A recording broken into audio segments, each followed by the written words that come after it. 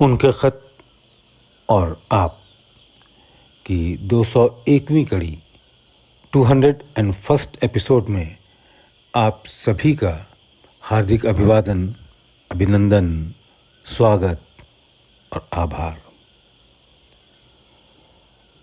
आज मैं समर्थ सद्गुरु श्री रामचंद्र जी महाराज फतेहगढ़ यानी लाला जी साहब का एक आर्टिकल पढ़ रहा हूँ। उसका टाइटल है तर्ज गुफ्तगू यानी बातचीत करने का तरीका। अखलाक एक बहुत व्यापक चीज़ है जिसमें हर तरह की एतदाली कैफियतें आती हैं। अखलाक कहते हैं सदाचार को, करेक्टर। एतदाली माने बैलेंस्ड, कैफियत माने हालतें।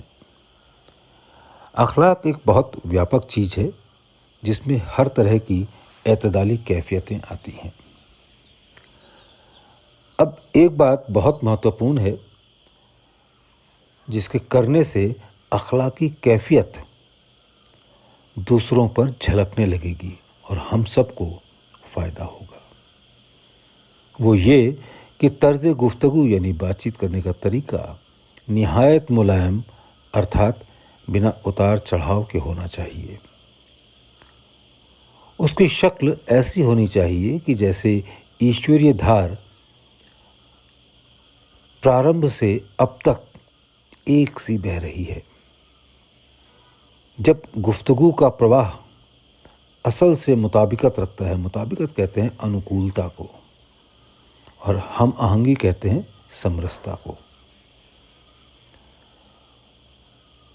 जब गुफ्तगू का प्रवाह असल से मुताबिकत करता हुआ चलता है तो उन दोनों में हम आहंगी पैदा हो जाती है और उसके द्वारा कुदरती तर्ज खुद ब खुद पैदा होने लगता है और असर पैदा होने लगता है। उसका असर, जो बात कही जाती है गढ़ती चली जाती है।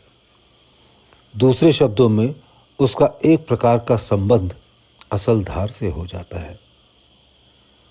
तरकीब ये है कि गुफ्तगू में उतार चढ़ाव और पिच, जिसको तेजी भी कहते हैं, सबसे पहले दूर करना चाहिए।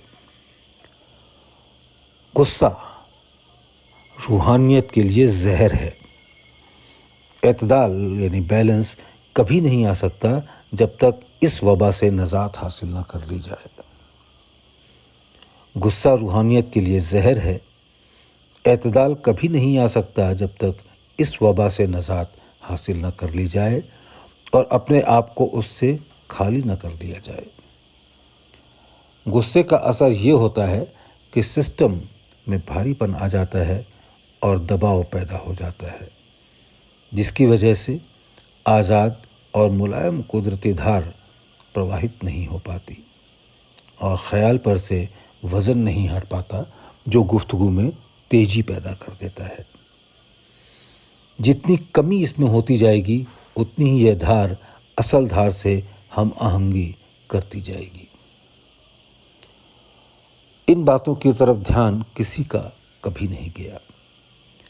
हमेशा ऐतराज़ अपने गुरु महाराज पर ही होता रहा कि उन्होंने कभी सख्ती नहीं की। दिलों पर काबू पाना बहुत मुश्किल है। हमेशा उसी ने काबू पाया जिसने अपने दिल को काबू में कर लिया। शीरी दहनी इसकी जान है। शीरी दहनी कहते हैं मीठा बोलना।